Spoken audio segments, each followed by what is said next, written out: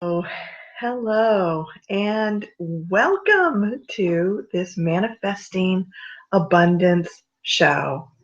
I'm Catherine Yarbrough, and I'm your show host.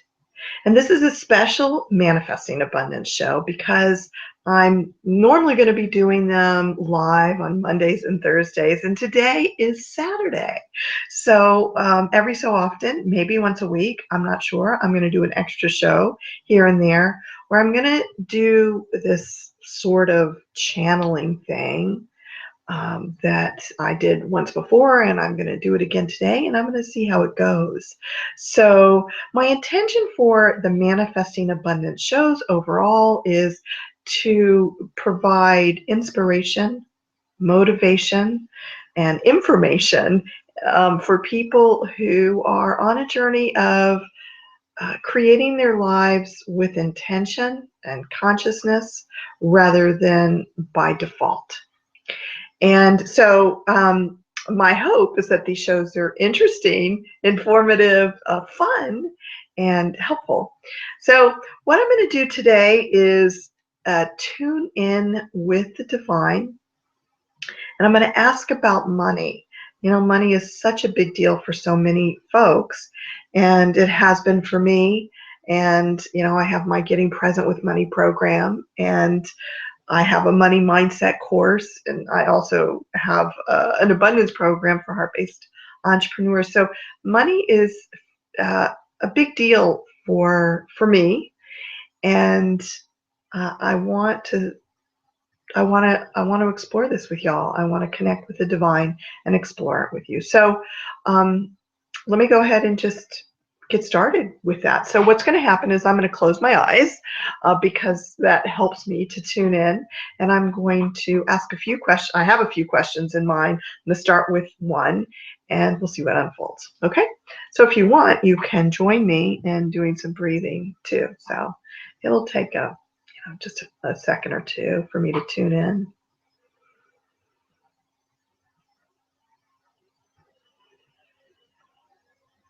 And so as I tune in with the divine,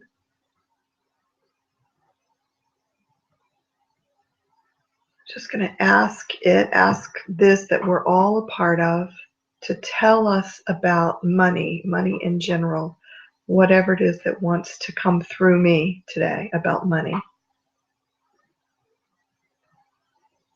So money is here for you.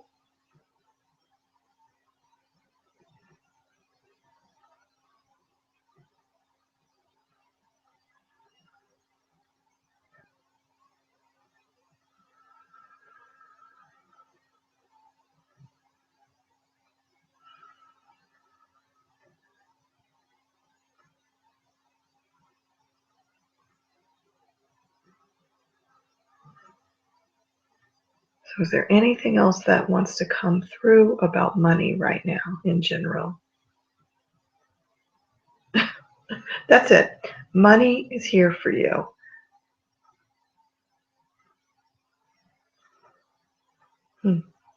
Okay, so I'm gonna stay tuned in here. And my next question is, why is it that some people allow lots of money to come to them and some people don't allow themselves to receive a lot of money? Can you uh, share something through me about that? Some people let a lot of money come in because they are tuned into an abundant flow. I'm actually seeing like a gush of water flowing, like a big gush of water. They're tuned in. They're not afraid of it. They're just letting it flow in.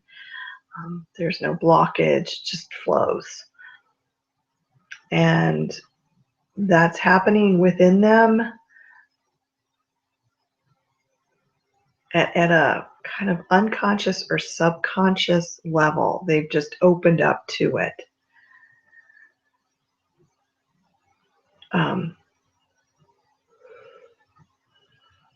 And they've opened up to it, some of them in this lifetime, because they had money challenges as children. Their parents didn't have a lot of money, so something within them shifted. I'm sure you've heard of people like that, where they just committed at a very deep level to open that flow.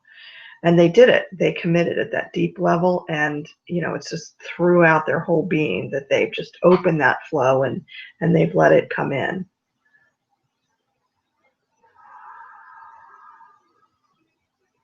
And then people who don't let it come in,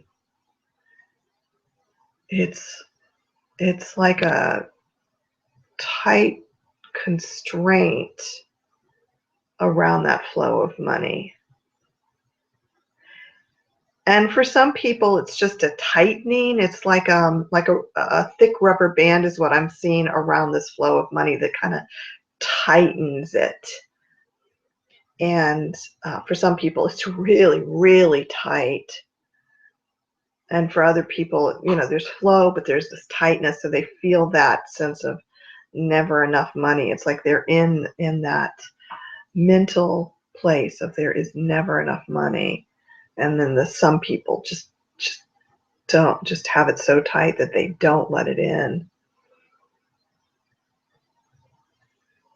And again, it's very clear this is at a subconscious or unconscious level, though. For the people who it's just tight, they're aware of their negative thoughts about money, or they know they have negative thoughts about money. It's feeling like what's coming through, and I'm sure this is Catherine speaking, for every person it's different, but let me just tune in here. What's coming through is that for people who it's really, really tight and there's not much coming through at all, there's not much consciousness about it. It's way down deep. It's like that tightness is way, way, way down deep in their unconscious. Like it could be a past life thing or a karma thing. So join me in breathing with this. So is there anything else you want to tell me about people who have a lot of money coming in and people who don't have much money coming in? No.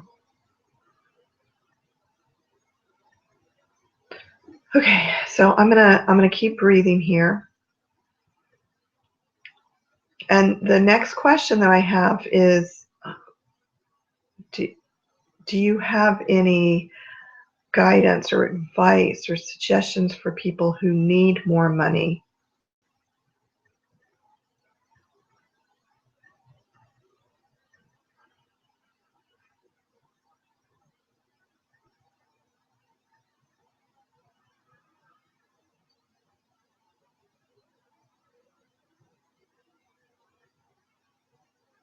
I'm going to ask it different. What should people who need more money do? And so the answer that comes in first, the first thing is they should get a job. And they should get a job. What's coming through is they should get a job that has meaning and purpose to them. And the meaning and purpose may be just as simple as making money. Sometimes that's all it is. Sometimes that's all the purpose of a job is making money. And that's a good enough purpose. Because sometimes you just need the money. I mean, it just is. It's about how you feed yourself and clothe yourself and provide shelter. That's all it is. So that's a good enough purpose. It doesn't have to be some highfalutin purpose that has some huge meaning. Sometimes a job, the purpose of the job is just to make enough money. Make money, not enough money. Make money. Make money to shelter yourself and feed yourself and your family, your children.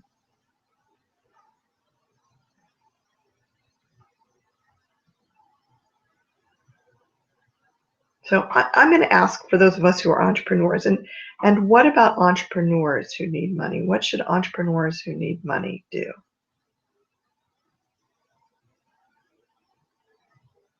What's coming through is they should get a job too and work their business if they're really, really called to work their business.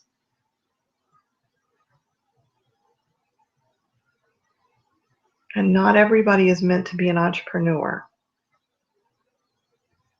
It's okay to have a job. It's okay to work for other people. And it's okay to ask for work that allows you to be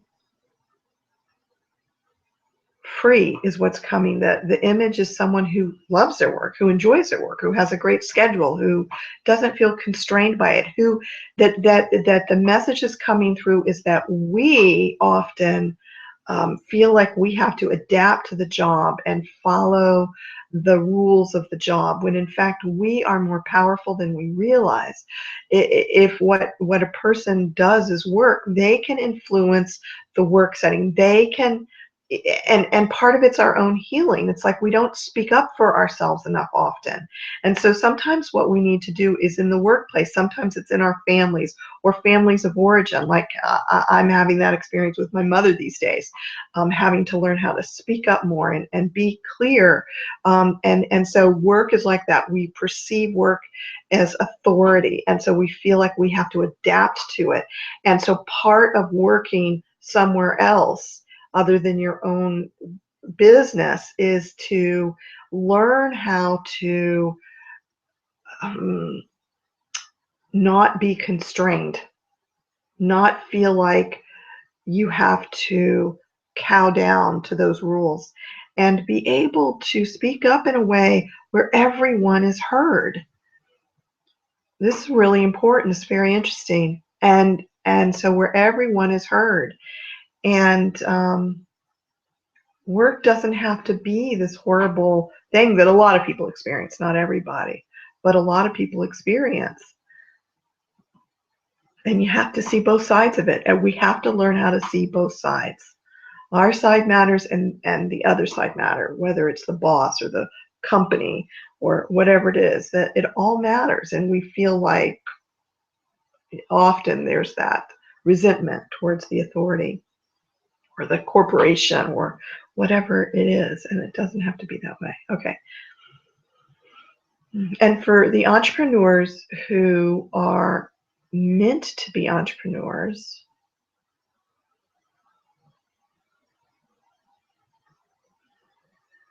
there is a freedom, and there's a lot of work, inner and outer work, to be able to be successful. And what's coming through is that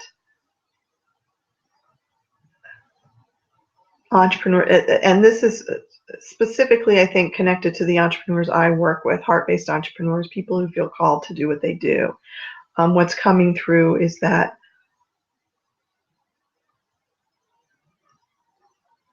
what we're here to do is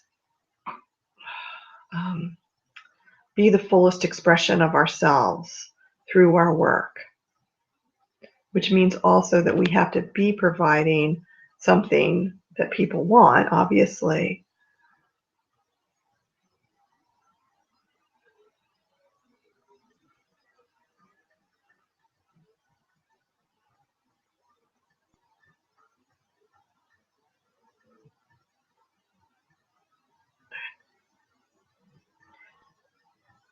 We have to live without constraint.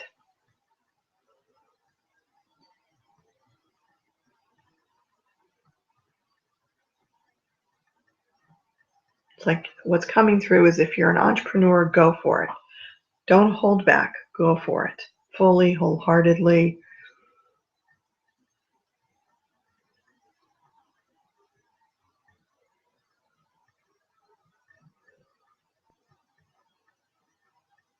Let people see you. Tell people about the work that you do.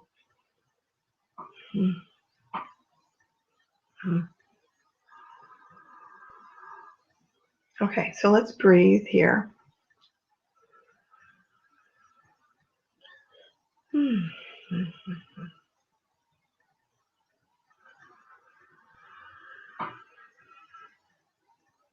Okay, and I'm just going to ask, is there anything else that wants to come through about money today? Don't worry about it. It's always there, and more will come.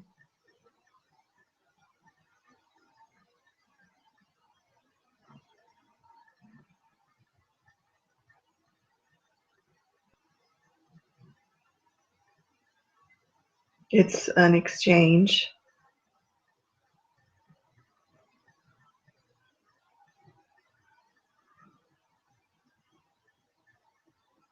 So what's happening for me is that I am seeing people who actually truly don't have any money, who are really struggling in areas where there just isn't much income or flow, or where there's a lot of poverty. And what I'm seeing is that it's about exchange. It's about um, it's like there's always exchange happening between people, and people find food. I know mentally that's not always the case, but what's being shown to me is that there is food, and to not at this moment in time focus on those people for whom there isn't, but for us to learn about this exchange, that there is always food and always exchange. And there's this image of being joyful within it, whatever our situation is, whatever is happening, there's always exchange. And so those of us who focus on the lack, we go in a place of not being joyful, and nothing feels good. But so wherever we are is to find the joy in being here, and that some of us have a lot and some of us have very little, and what matters is finding the joy. I keep having the thought of the story that I heard about a man. I think he was a rabbi in the Holocaust, in the like Auschwitz or a place like that, and that he stayed connected with the divine. And the image that I have of the story is that even in that horrible place, he was in joy. And so I think that's the invitation, not to say that any, that we're in that place, that kind of a place, but we can perceive our challenges as being really hard. And so the invitation is to be in joy. Hmm. Hmm. Hmm. Hmm. So join me in breathing.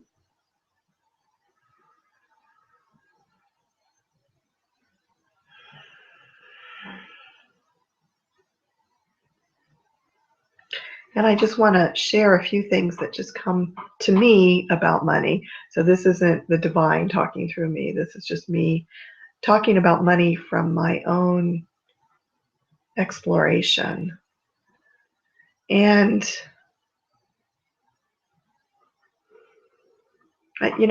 before I do that, I just want to see if there's any questions here, because I know that folks can share questions, and I'm not seeing anything. There's also a place for people to do comments. Here we go. And I'm not seeing anything there either, and that's okay. So, but if you have some, you can always post them. So anyway, I just want to share a little bit about my own thoughts. What comes up for me is I feel like, wow, that was all really cool. I love it when the divine speaks through me. And that was very interesting message about work and us finding our voice wherever we are. That's very interesting. And so anyway, some of the things that I've learned about money is that, yes, in order to generate money, we have to provide a service or a product that people will pay for, that they want. And so it's interesting that for the most part didn't come through from the divine today. And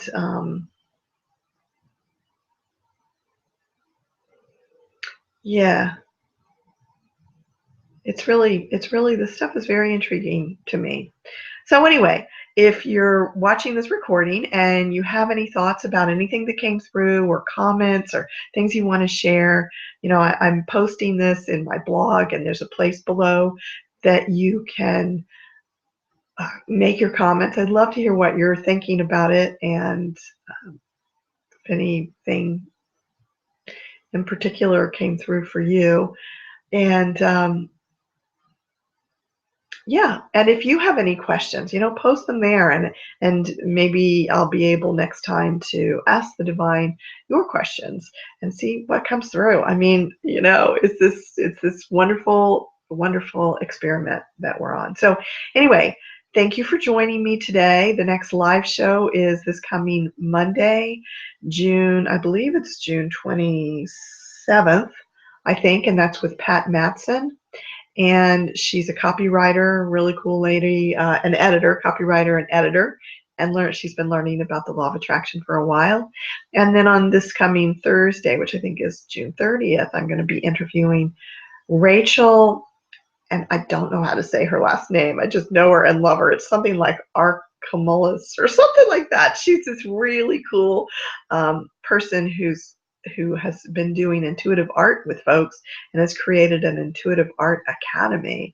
And I just think she's really neat. So I'm looking forward to having her live here. So I will see you next time. Namaste, my friends.